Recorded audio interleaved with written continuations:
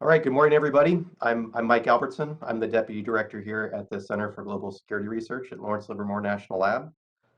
Thank you all again for taking the time out of your schedules this morning to join us for this CGSR lecture series talk titled An Introduction to the 2020 U.S. Nuclear Employment Strategy. And I'm very pleased to welcome Mr. Matt Costlow to be with us here this morning. I'll start my remarks. I don't typically start my remarks this way, but I'll start with a quote from one of Matt's recent articles. He says that no other nuclear armed power provides as much transparency about its nuclear policy, strategy, and force structures as the United States.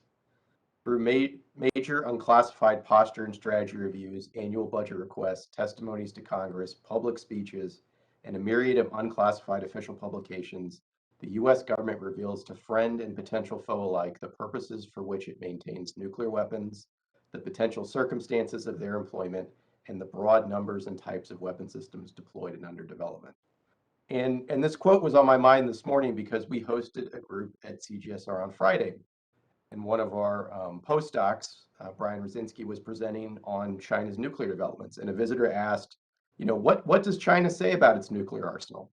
And the answer was sort of officially not a whole lot, right? A lot of the analysis that Brian and others are forced to do about China's nuclear force has to be done based on materials considered to be sort of authoritative, but what is not official sort of Chinese government publications. And I thought this on Friday and Matt's talk here on Monday sort of put this in contrast to the United States, right? If you're in any way sort of up to speed on the nuclear field, you know that there's a nuclear posture review or NPR underway in the Biden administration. And you can follow the open press, articles about the NPR process, the big debates, the various camps, what's going to go in the document, what the previous document looks like. Although the coverage does tend to make sort of a routine bureaucratic process look like a soap opera episode sometimes, the amount of palace intrigue going on. But everyone's pretty well versed on the NPR.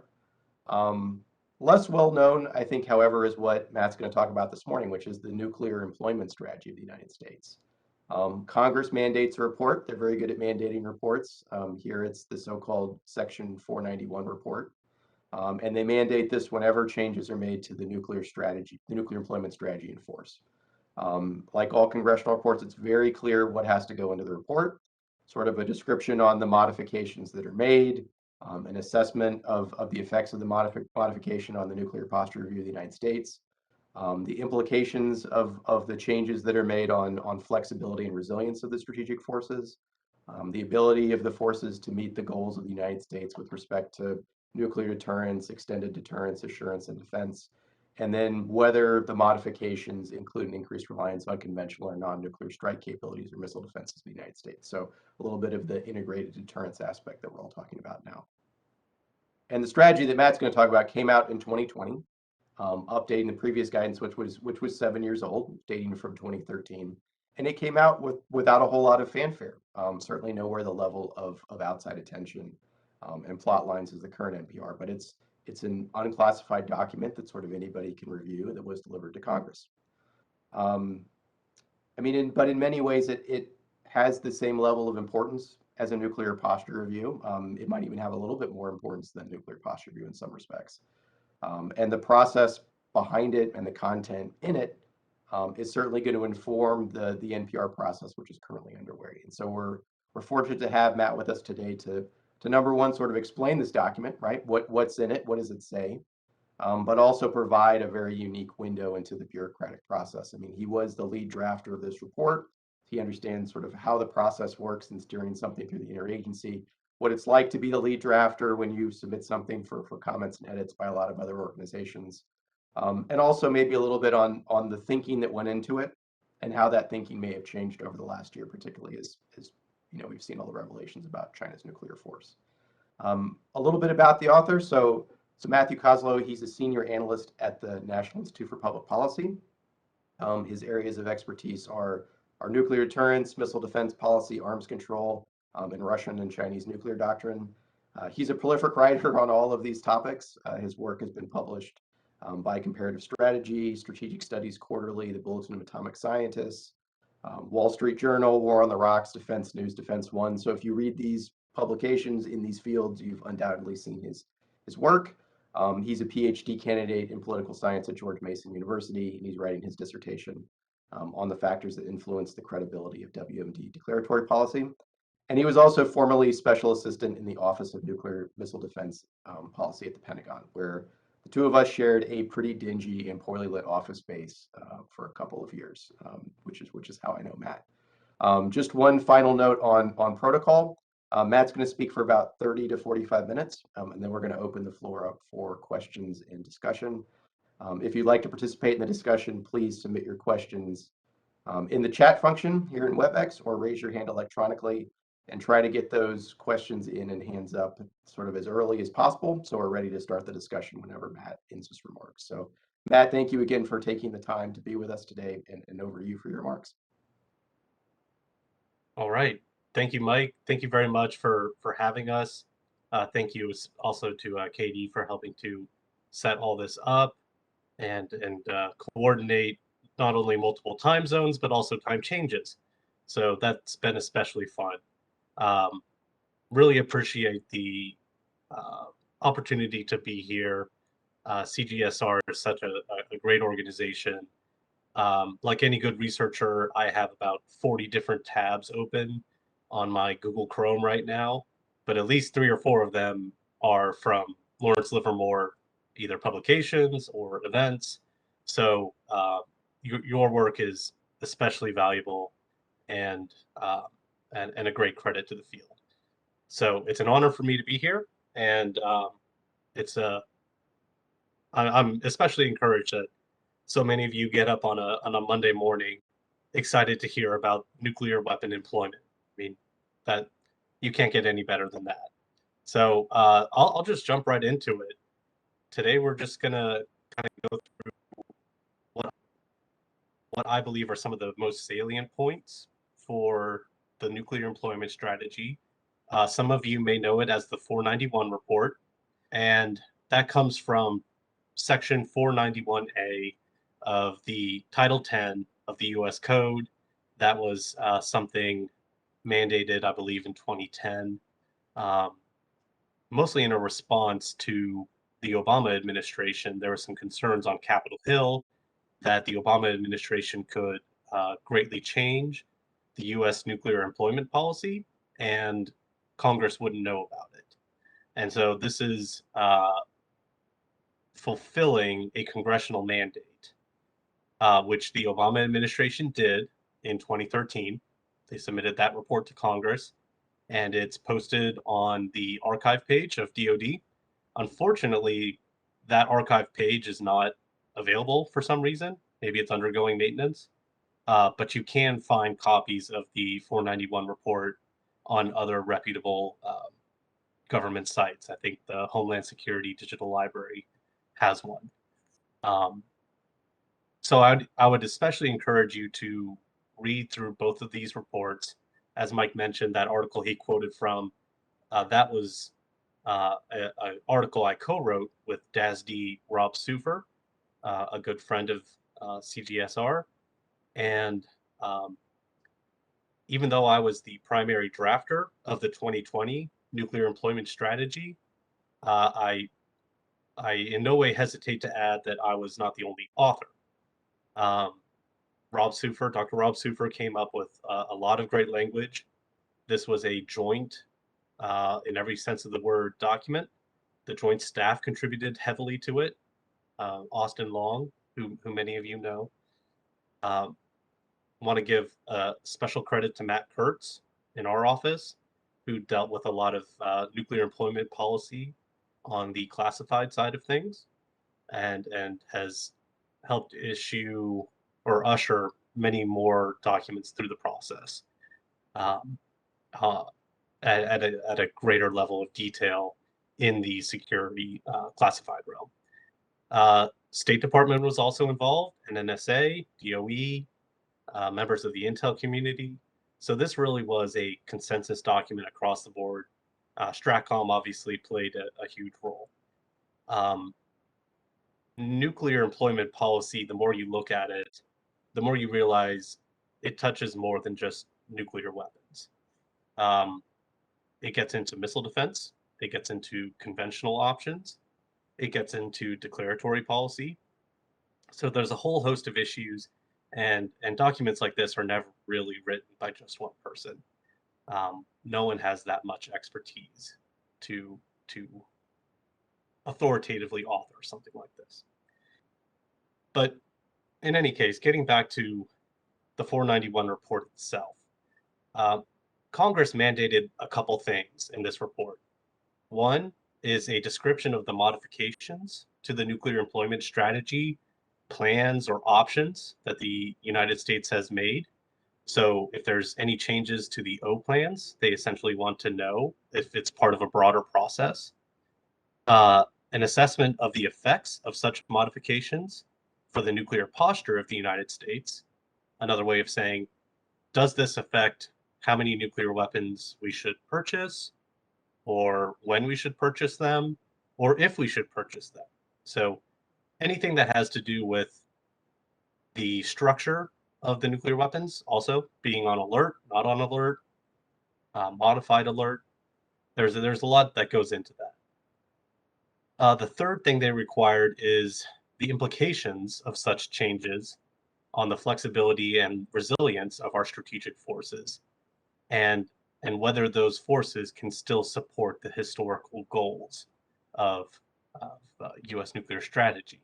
Mainly, can these forces still deter, assure, achieve objectives if deterrence fails, and hedge? And if any of these changes that you make to nuclear employment policy have an effect on the ability of those weapons and the policies that they support to achieve those missions, then Congress wants to know. And lastly, the last thing Congress wants to know is the extent to which modifications include an increased reliance on conventional or non-nuclear strike capabilities or missile defense to the United States. Uh, Again, that was specifically called out uh, as a way for Congress to know whether conventional weapons or missile defenses can play a role, essentially, in lowering the U.S. reliance on nuclear weapons in its broader defense strategy. So the 2020 version of this report, also called the Nuclear Employment Strategy, was sent to Congress in December 2020 and sent to the appropriate committees. Unfortunately, we were not able to publish it before the Trump administration ended. Our plan was to essentially put it on the DoD website, just like the 2013 version was when the Obama administration published it. But we just ran out of time and certain events at the end of the administration.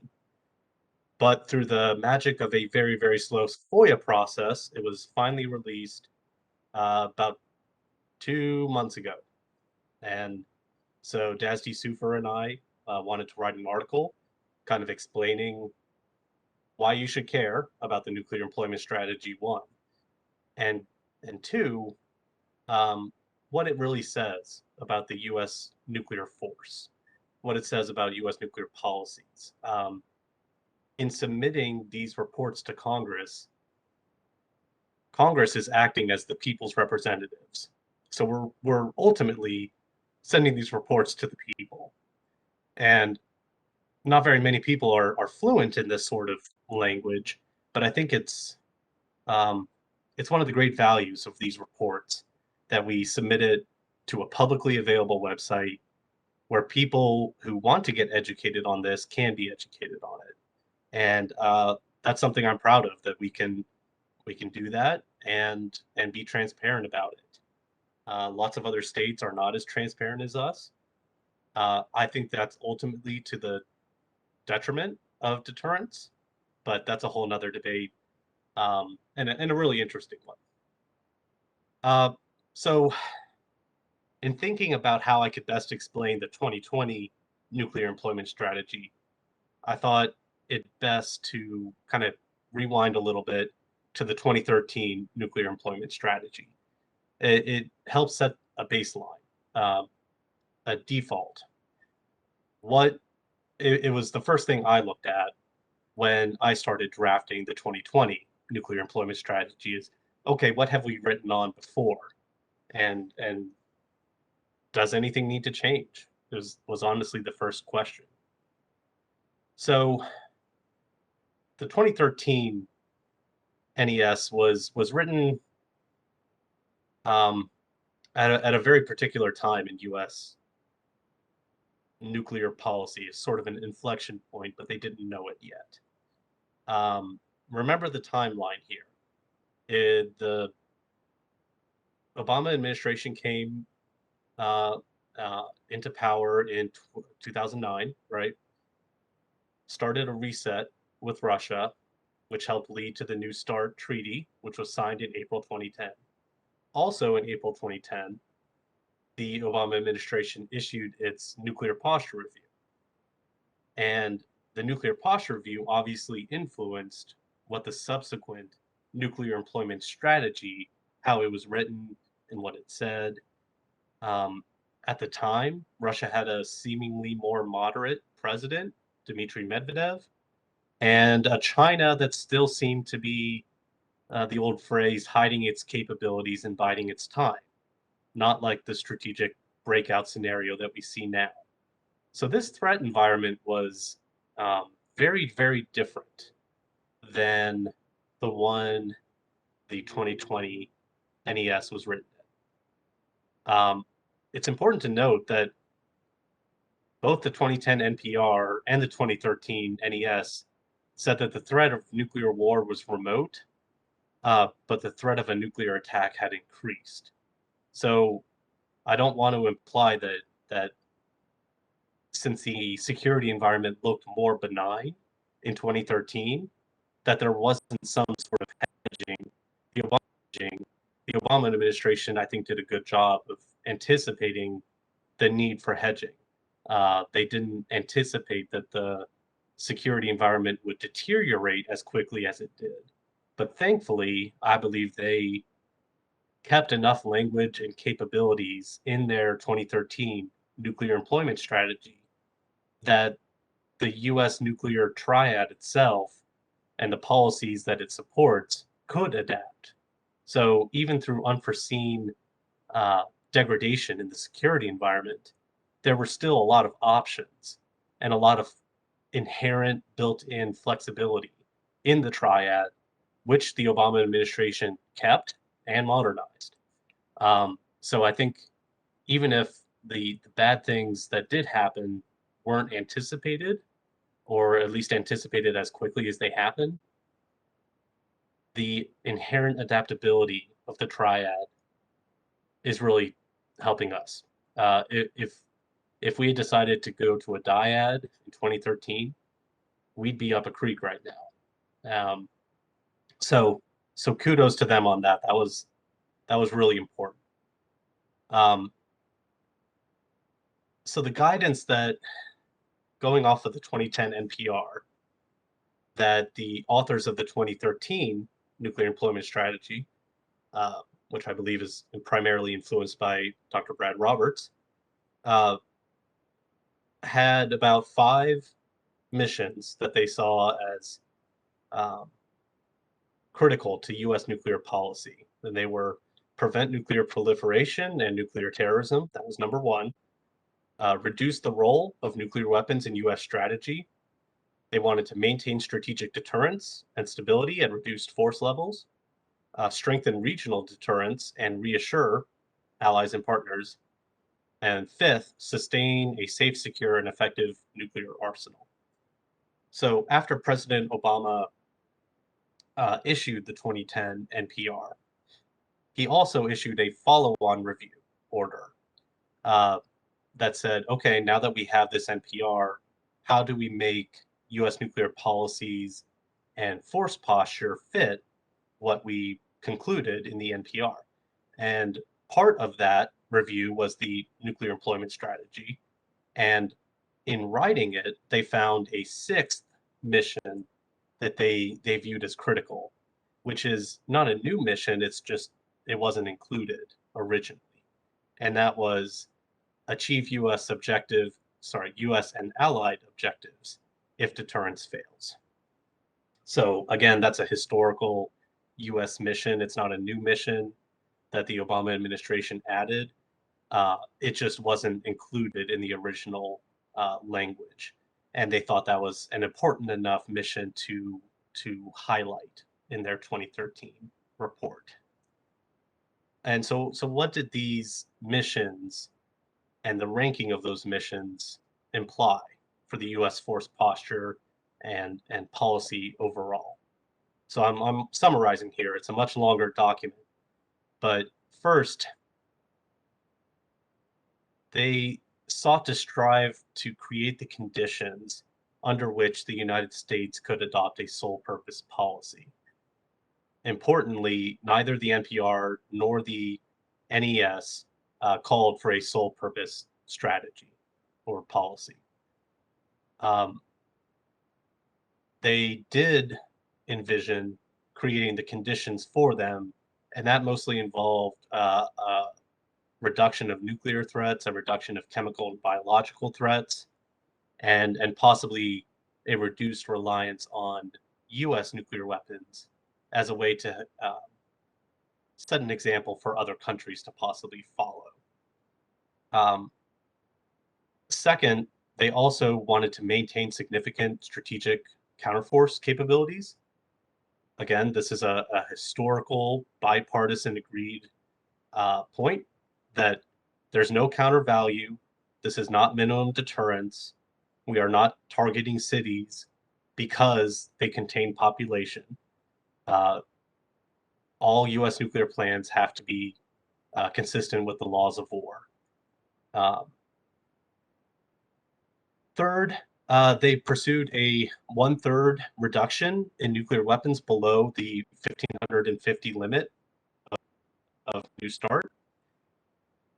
Again, this was viewed as a cooperative intention. They wanted it to be with Russia, not simply done and then hopefully Russia follows. So this was an important distinction that they made.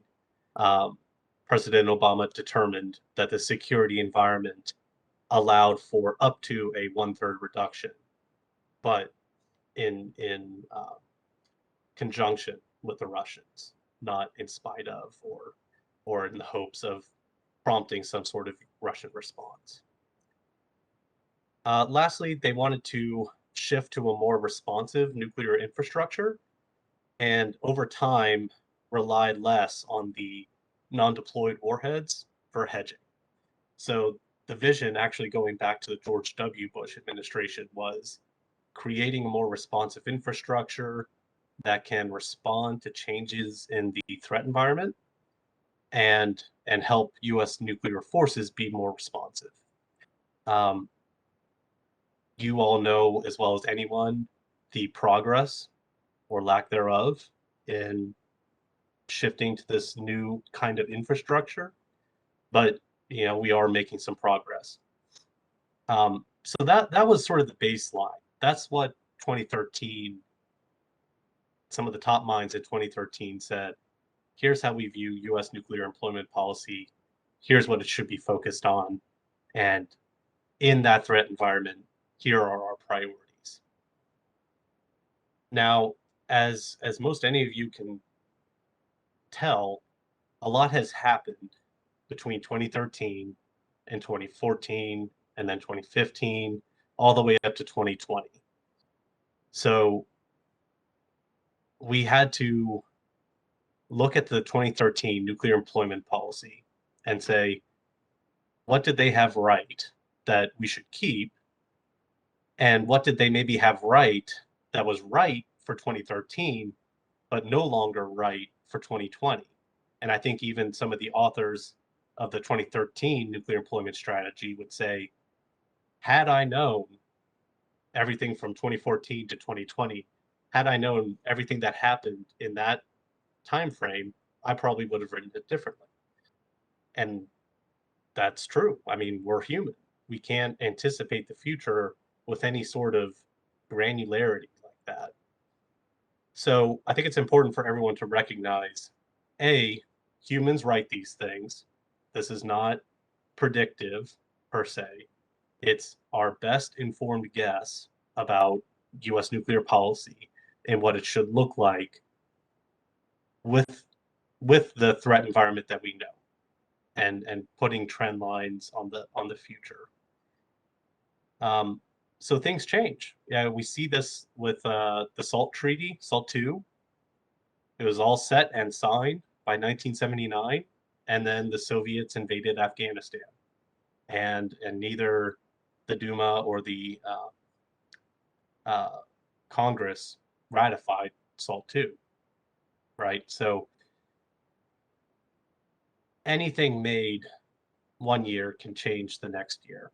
And I especially remember a Council on Foreign Relations report.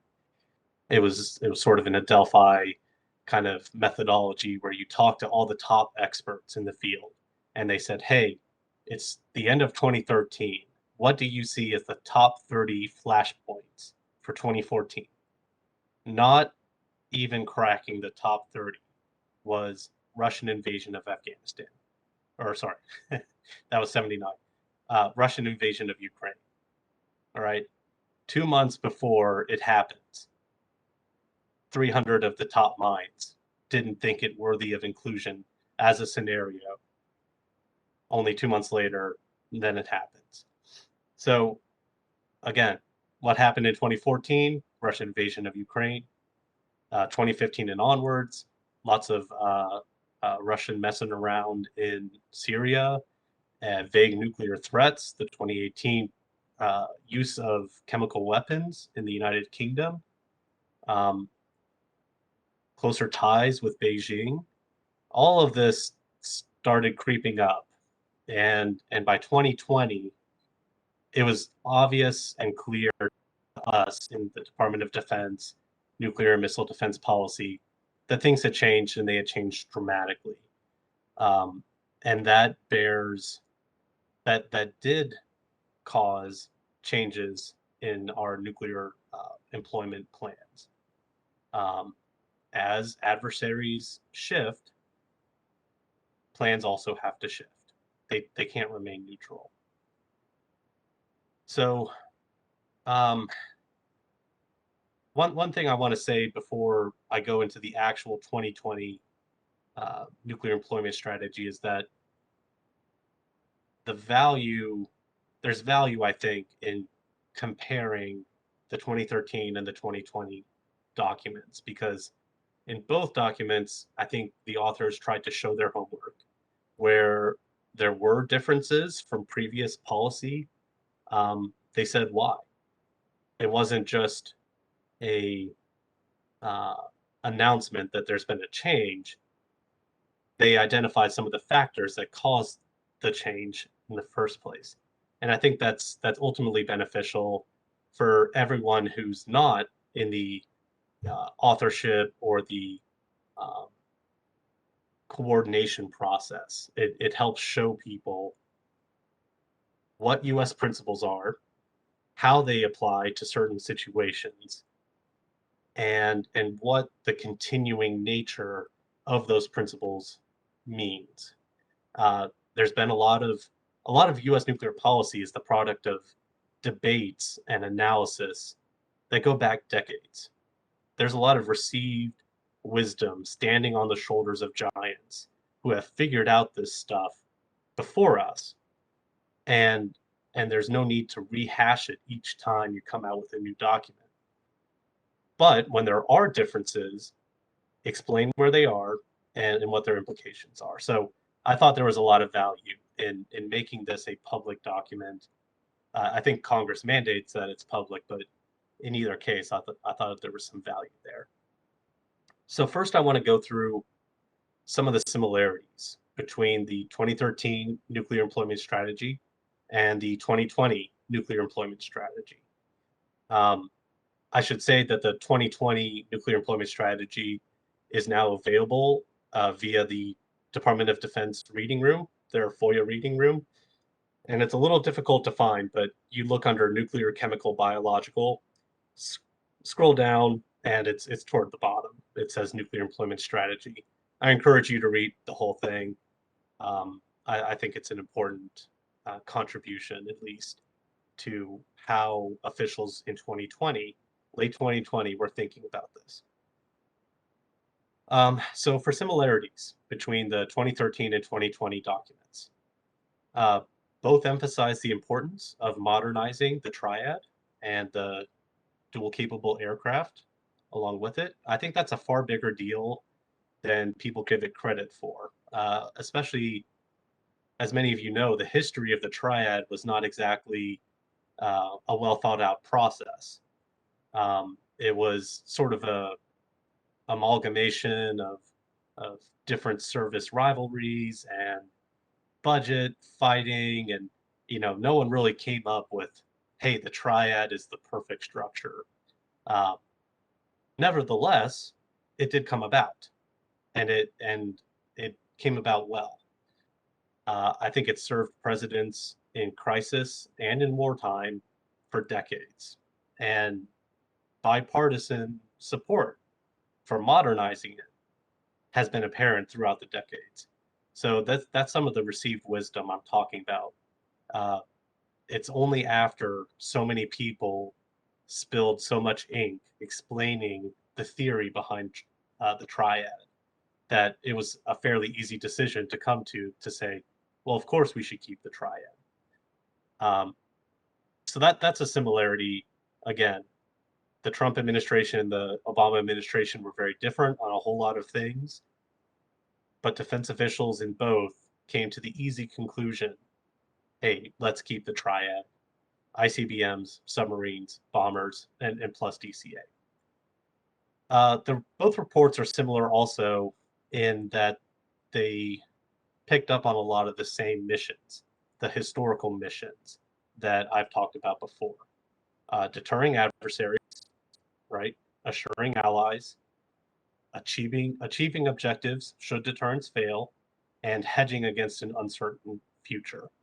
Both of those documents say yes and amen to all four of those missions. As a side note here, I I think some more thought needs to be put into those who advocate a sole purpose declaration, declaratory policy for the U.S.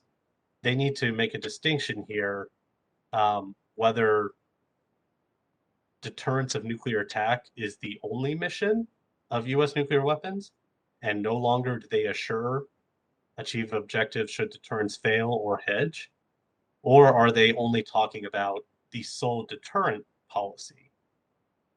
And we would also keep uh, assurance, achieving objectives, and hedging. Uh, it's an important side note that I think someone should write on. Um, Not me. I have too much. But anyway, I throw that out there. It's declaratory policy has a very important effect on employment policy. Another kind of, I think, essential significant similarity between the two reports is that both of them said that the U.S. needs to prepare for a range of scenarios in which it might need to employ nuclear weapons. Um, it's not as simple as, well, if adversary A pops off one nuke, we can respond. If they pop off 50, we have a plan for that. And if they pop off 100, we have a plan for that too. It's much more of a scenario based. Um, it depends on the type of weapons that are involved, how the weapons are employed, when the weapons are employed, on what targets. So U.S. policymakers for generations now have recognized the importance of giving the president more than a surrender or suicide sort of choice in response to an adversary's nuclear attack. We need to have something in between unleashing Armageddon and doing nothing, right? As soon as you enter that realm, you are technically in a warfighting posture, right?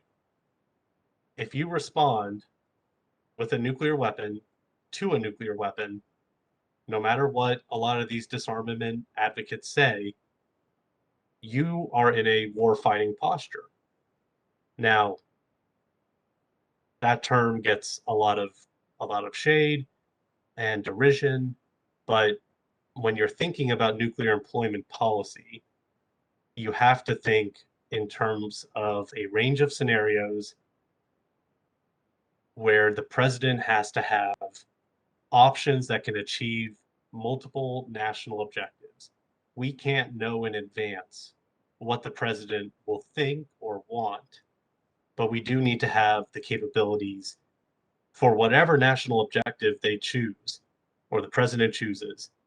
We need to be able to say, yes, sir, yes, ma'am, we can we have the package ready for that sort of scenario, or we can uh, draw one up very quickly. That's called adaptive planning. Um, Another similarity I think is important to recognize.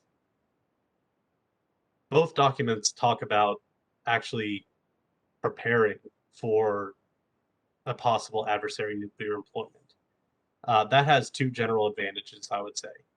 First, actually preparing for the possibility of an adversary's nuclear employment contributes to deterrence. As the one of the godfathers of nuclear strategy, Herman Kahn said, the best way to look willing is to be willing. And part of being willing is having that capability to actually respond in a nuclear employment scenario. The second general advantage of preparing for the possibility of nuclear employment is that if and when nuclear deterrence does fail, you have the possibility of limiting damage, limiting casualties, limiting deaths. If you prepare for that scenario, you there's no guarantee it will work, but there is certainly a better chance than if you never planned to respond. Um,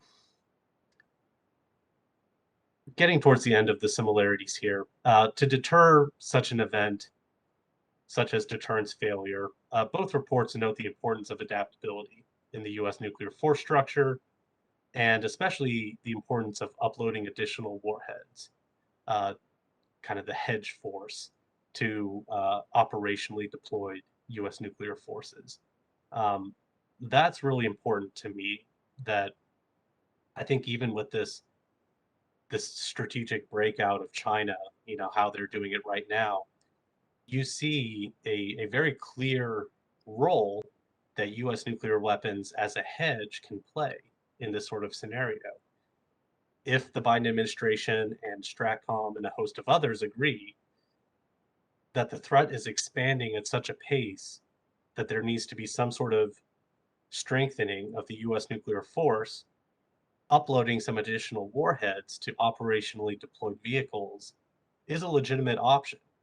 May take a little while, but it is an option, and it's precisely for this sort of scenario that there's been bipartisan agreement. Nuclear weapons should have a hedging role. Um, there's always been this geopolitical um, adverse context that we know. That's why we leave these kind of empty openings within the warhead shroud that you can upload these. It can just certainly help achieve a lot more national policies. It can act as a signal to an adversary that they can't build their way to strategic superiority. So that's an important similarity that I don't think a lot of people appreciate. Um, Both reports reject a minimum deterrence approach to nuclear targeting. I mentioned this a little bit before. They both reject city busting as a strategy, both because it's immoral, that should be enough, um, but it's also just not credible. And so both reports agree on that. And lastly, another area of similarity, um, both note the importance of extended deterrence and assurance. and especially how a modernized U.S. nuclear arsenal fits that goal. Um, Adversaries pay a lot of attention to the U.S. nuclear arsenal, but so too do allies. And any of you that have worked on Japan or South Korea issues, NATO issues, you know that allies do pay attention to these things. And I think more so, even in just the past decade, they've become much more fluent in this sort of language, asking better questions, and they see a lot of the implications for their own security in how the U.S. Prepares itself. Now, moving on to the differences between the 2013 nuclear employment strategy and the 2020. I think the common perception would probably be many of the differences could be chalked up to uh, partisanship. It could be um, ideology, but really, when you look at it, um, the world in 2013, I think, shows that most of the differences between the two documents are actually products of a changed security environment. Um, and I think that's evidence in the fact that the people who helped write the 2013 nuclear employment strategy largely agree with much of the 2020. Um, so you shouldn't, I guess the major point I'm trying to get across is just because you see differences in national policy documents does not mean automatically that you can chalk up those differences to, well, Republicans wrote this one and Democrats wrote that one. No, in nuclear policy, there's actually a lot of agreement between many Republican appointees, Democrat appointees. Um, but the changes in the threat environment can totally change the recommendations made in each document. So in 2013, the top two most pressing threats were nuclear terrorism, right, and nuclear proliferation. In 2020, the 2020 NES said, no, those threats, while still threats, and we're still taking them very seriously, those two threats have receded, and in their place is the threat of a uh, limited adversary use of a nuclear weapon to escalate their way out of a failed conventional conflict. That is now the top uh, way that DoD envisions a nuclear weapon being employed. Um, the Russian and Chinese threats appear to be mid to long term threats. These do not appear to be um, temporary or passing. These appear to be long term efforts, well funded, to grow the size of the arsenal and to have it play a fundamental role in their various military strategies, their defense strategies. Uh, the Russians and Chinese do not appear to be decreasing their reliance on nuclear weapons. Uh, both of them are expected to grow, mostly Russia in its non strategic uh, weapons. China, uh, there hasn't been a lot of open source comment on where this growth is coming from, but one can assume, seeing these silo fields, that a great percentage of it is going to be in their intercontinental range nuclear weapons. So, because of that massive change in the security environment, whereas the 2013 NES called for a reduction down to about 1,000 nuclear warheads, the 2020 NES declined to say anything about a future reduction in the role or the number of nuclear weapons. Um, and that came from our belief that it would be imprudent to say, we know the correct number of nuclear weapons that the US needs to get to, either below 1550 or above 1550. That's going to be determined based on this rapidly changing threat environment. And it's changing so rapidly that the best we can actually say is um, we shouldn't do any unilateral nuclear reductions. We believe that would harm deterrence, it would harm assurance, it would limit our options to limit damage, and it would limit our hedging capability, and likely do nothing to stop Russian or Chinese nuclear modernization. So that was a major difference between the two reports. Uh, Another major difference was that while the 2013 report asked and sought the conditions for creating a sole purpose policy, the 2020 uh, nuclear employment strategy rejected sole purpose and no first use. And it added a line that said the US considers it imprudent to act as if states with a no first use policy will adhere to that policy in all circumstances, which is a wink wink way of saying, yes, China, we see your no first use policy that you've declared, but we don't plan on you sticking to that policy. That's important to know, especially for a lot of people that advocate for no first use. They have to show why you should believe the Chinese and their no first use policy. And we in the DoD thought that that was an imprudent way of thinking about it. Getting close to wrapping up here, I wanted to say real quickly why we focus so much on after nuclear employment in this report. Um, I'll just read a couple short sentences. Should deterrence fail, the United States will strive to end any conflict at the lowest level of damage possible and on the best achievable terms for the United States allies and partners. U.S. nuclear weapons employment guidance directs minimizing civilian damage to the extent possible consistent with achieving U.S. objectives and restoring deterrence. There's a lot there, but the phrases you should focus on are minimizing civilian damage and achieving U.S. objectives and restoring deterrence. So how do you do that? We focused on a graduated set of response options. The more options, the better, is essentially the thinking. Because we cannot anticipate every scenario in which a nuclear weapon might be used or that we might have to use a nuclear weapon, we need a policy and the capabilities that support it to be adaptable. It needs to be rapidly adaptable, even because time may be a factor in this. In building these graduated set of response options,